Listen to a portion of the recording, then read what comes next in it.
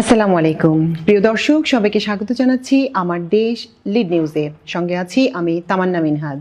Major general Ziaul আহসানের নেতৃত্বে একটি killing squad বিএনপির সাংগঠনিক সম্পাদক এম ইলিয়াস আলীকে গুম করার পর হত্যা করে। খুনি চক্র হত্যার পর ইলিয়াস আলীর লাশ যমুনা নদীতে ফেলে দেয়। এই চাঞ্চল্যকর গুম ও হত্যার নির্দেশদাতা ছিলেন তৎকালীন প্রধানমন্ত্রী শেখ হাসিনা।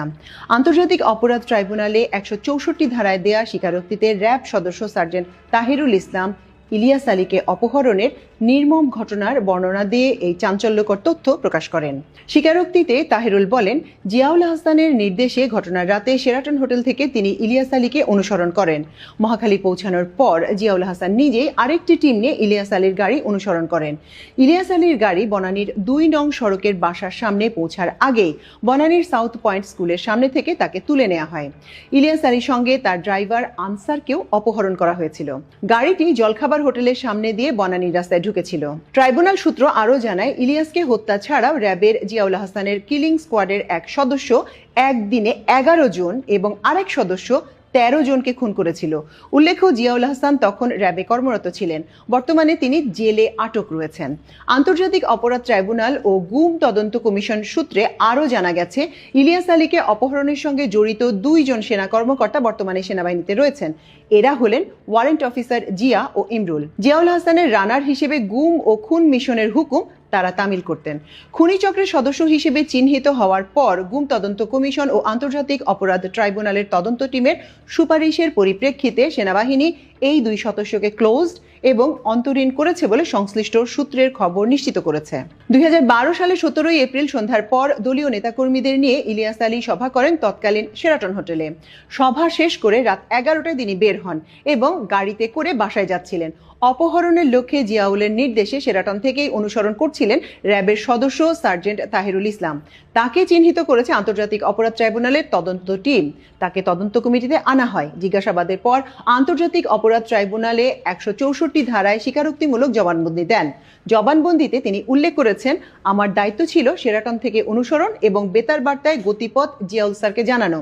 নির্দেশনা অনুযায়ী তিনি ইলিয়াস আলীর গাড়ি অনুসরণ এবং প্রতিটি মুহূর্তে গাড়ির গতিপথ জিয়াকে অবহিত করেন। মহাখালীতে পৌঁছানোর পর ইলিয়াস আলীর গাড়ি সরাসরি অনুসরণ শুরু করে জিয়ার টিম। মহাখালী জলখাবার হোটেলের কাছে গাড়িকে ধাক্কা দিয়ে থামানোর পর ড্রাইভার আনসার সহ ইলিয়াস আলীকে অপহরণ করে এই টিমের সদস্যরা। এরপর জিয়া তাহিরুলকে বলেন, তোমার ডিউটি শেষ করে চলে যাও। নির্দেশনা অনুযায়ী দায়িত্ব শেষে তিনি ফিরে যান। জিয়ার টিম ইলিয়াস আলীকে নিয়ে যাওয়ার পর কি হয়েছে সেটা তিনি বলতে পারবেন না। আন্তর্জাতিক অপরাধ ট্রাইব্যুনালের তদন্ত সংশ্লিষ্ট সূত্র জানায়, ইলিয়াস আলীকে অপহরণের পর হত্যা করা হয়েছিল। হত্যার পর তৎকালীন র্যাব কর্মকর্তা এবং পরবর্তী সময় সেনাবাহিনীতে পদোন্নতি পেয়ে মেজর জেনারেল হওয়া জিয়াউল আহসান অফিসে ফিরে স্বস্তি ও আনন্দ প্রকাশ করেছিলেন। বলেছিলেন, আজ বড় একটি অপারেশনে সাকসেসফুল হলাম, শেষ করে তাকে যমুনায় ফেলে দিয়ে এসেছি। জিয়া একথাও বলেন যে, ইলিয়াস আলীর অপারেশনের কথা ঊর্ধ্বতনকে জানিয়েছি। ঊর্ধ্বতন বলতে তিনি মেজর জেনারেল তারেক সিদ্দিকী কিংবা শেখ হাসিনাকে বুঝিয়েছেন বলে সূত্রের ধারণা। যাদের সামনে একথা জিয়াউল হাসান বলেছিলেন তাদেরকেও চিহ্নিত করতে সক্ষম হয়েছে ট্রাইব্যুনালের তদন্ত টিম। এদিকে শেখ হাসিনার নির্দেশে বিভিন্ন ব্যক্তি ও রাজনৈতিক নেতাকে গুম এবং অপহরণের সংশ্লিষ্টতা পেয়েছে গুম তদন্ত কমিশন। গুম তদন্ত কমিশন সূত্র জানায়, শেখ হাসিনার নির্দেশেই ইলিয়াস আলীকে গুম এবং খুন করা হয়েছিল। শেখ হাসিনা সরকারের সময় এসএসএফ এর মহাপরিচালক ছিলেন জেনারেল চৌধুরী হাসান সোহরাওয়ার্দী। ডিজিএফআই এর তৎকালীন ঊর্ধ্বতন কর্মকর্তাদের ডেকে নিয়ে এই নির্দেশ দিয়েছিলেন শেখ হাসিনা। অথচ পরবর্তী সময় ইলিয়াস আলীর স্ত্রীকে ডেকে এনে নাটকও করেছিলেন। পুরাতন শাড়ি পরে জড়িয়ে ধরেছিলেন ইলিয়াস আলীর স্ত্রী ও কন্যাকে। এ সময় ইলিয়াস আলীর স্ত্রীকে শেখ হাসিনা জানিয়েছিলেন, বিএনপি চেয়ারপারসন বেগম খালেদা জিয়ার নির্দেশে অপহরণ করা হয়েছে। অভ্যন্তরীণ রাজনৈতিক বিরোধের জের হিসেবে এটা করা হয়েছে বলে ইলিয়াস আলীর স্ত্রীকে অবহিত করেছিলেন শেখ হাসিনা। এদিকে গুম কমিশনের প্রাথমিক রিপোর্টেও উল্লেখ করা হয়েছে, অনেক গুমের ঘটনা শেখ হাসিনার নির্দেশে হয়েছিল। এই বিষয়ে ডিজিএফআই এর সাবেক একাধিক মহাপরিচালক গুম কমিশনের জিজ্ঞাসাবাদেও একথা স্বীকার করেছেন। আন্তর্জাতিক অপরাধ ট্রাইব্যুনালের সংশ্লিষ্ট সূত্র জানায়, ইলিয়াস আলী ও ড্রাইভার আনসারকে গুমের বিষয়টি আন্তর্জাতিক অপরাধ ট্রাইব্যুনালের তদন্তের অধীনে রয়েছে। পাশাপাশি গুম কমিশনও তদন্ত করছে। সূত্র জানায়, ইলিয়াস আলী আর বেঁচে নেই তা অনেকটা নিশ্চিত। আগামী মার্চের শেষ দিকে গুম তদন্ত কমিশন আরও একটি রিপোর্ট জমা দেবে সরকারকে। গুম কমিশনের চেয়ারম্যান বিচারপতি মইনুল ইসলাম চৌধুরীর সঙ্গে কথা হয়েছিল এ প্রতিবেদকের। ইলিয়াস আলী প্রসঙ্গে জানতে চাইলে তিনি বলেন, ফিরে আসার সম্ভাবনা একেবারেই ক্ষীণ। ইলিয়াস আলীকে অপহরণের ক্লু পাওয়া গেছে এবং এ বিষয়ে আরও তদন্ত অব্যাহত রয়েছে। ট্রাইব্যুনালের চিফ প্রসিকিউটর অ্যাডভোকেট তাজুল ইসলামের কাছে ইলিয়াস আলী প্রসঙ্গে জানতে চাইলে তিনি বলেন, তদন্ত অনেক দূরে এগিয়েছে। ঘটনার সঙ্গে সংশ্লিষ্ট একাধিক ব্যক্তিকে চিহ্নিত করা সম্ভব হয়েছে। পুরোপুরি তদন্ত শেষ হলে খোলাসা হওয়া যাবে। ইলিয়াস আলীকে অপহরণের পর গুম করার প্রতিবাদে সারা দেশে বিক্ষোভ হয়। বিএনপি হরতালের ঘোষণা করলে স্বতঃস্ফূর্ত হরতাল পালিত হয় ইলিয়াস আলীকে ফেরতের দাবিতে। সিলেটে তুমুল বিক্ষোভ দমনে গুলিও চালিয়েছিল পুলিশ। পুলিশের গুলিতে বিশ্বনাথে ইলিয়াস আলী নির্বাচনী এলাকায় 7 জন নিহত হয়েছিল। তখনই আওয়ামী লীগের তৎকালীন সাধারণ সম্পাদক সৈয়দ আশরাফ এক বক্তব্যে উপহাস করে বলেছিলেন, বেগম খালেদা জিয়ার শাড়ির আঁচলে ইলিয়াস আলী লুকিয়ে আছেন। এদিকে ঘটনার 4 দিন পর র‍্যাব সদর দপ্তরে মোশতাক নামে এক কর্মকর্তা ইলিয়াস আলীর স্ত্রীর সঙ্গে যোগাযোগ করেন। ফোন করে শোনান আশার বাণী।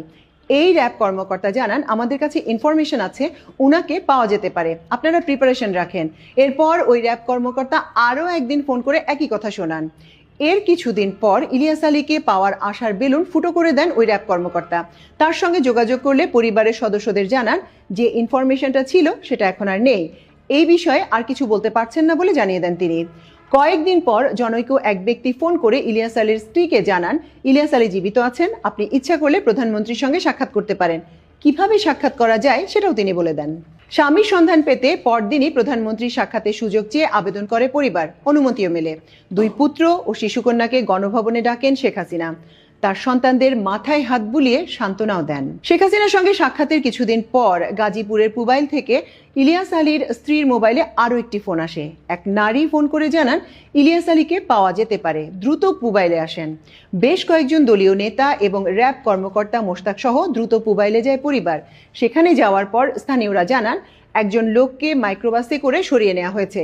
এরপর তার স্ত্রীর কাছে আরও একটি উড়ো খবর আসে, মৌলভীবাজারের কুলাউড়া সীমান্তে ইলিয়াস আলীকে ফিরে পাওয়া যেতে পারে। সেখানে র‍্যাব অভিযান চালায়। পরে ইলিয়াস আলীর পরিবার জানতে পারে বিভ্রান্ত করতেই এমন খবর রটানো হচ্ছে। শেখ হাসিনার নির্দেশে ইলিয়াস আলীকে প্রথমে অপহরণের পর গুম এবং খুনের পর র‍্যাব এভাবেই নাটক করে পরিবারের সঙ্গে।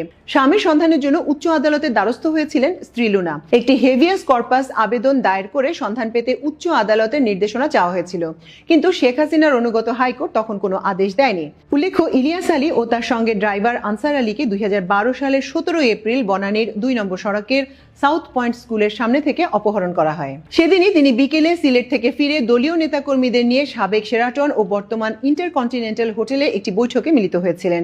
বৈঠক শেষে রাত 11টার দিকে রওনা হয়েছিলেন বনানীর বাসার দিকে।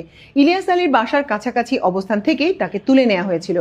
বিএনপি সাংগঠনিক সম্পাদকের পাশাপাশি সিলেট জেলা বিএনপি সভাপতি ছিলেন তিনি। সাবেক এই ছাত্রনেতার নেতৃত্বে ভারতের টিপাইমুখ বাঁধ দিয়ে সুরমা ও কুশিয়ারা নদীর পানি প্রবাহে বাধা সৃষ্টির প্রতিবাদে তখন সিলেটে তীব্র আন্দোলন গড়ে উঠেছিল। ভারত আসামে টিপাইমুখ এলাকায় বাঁধ দেওয়ার উদ্যোগ নিলে তীব্র প্রতিক্রিয়া দেখা দেয় সিলেটে। ক্ষোভে বিক্ষোভে উত্তাল হয়ে ওঠে সিলেট। ইলিয়াস আলীর নেতৃত্বে তখন টিপাইমুখ বাঁধের প্রতিবাদে বিক্ষোভ, লং মার্চ ও হরতাল পালিত হয়েছিল। প্রিয় দর্শক, আজ আমাদের আয়োজন এ পর্যন্তই। আপনারা ভালো থাকুন, সুস্থ থাকুন, থাকুন আমার দেশের সঙ্গে। আল্লাহ হাফেজ।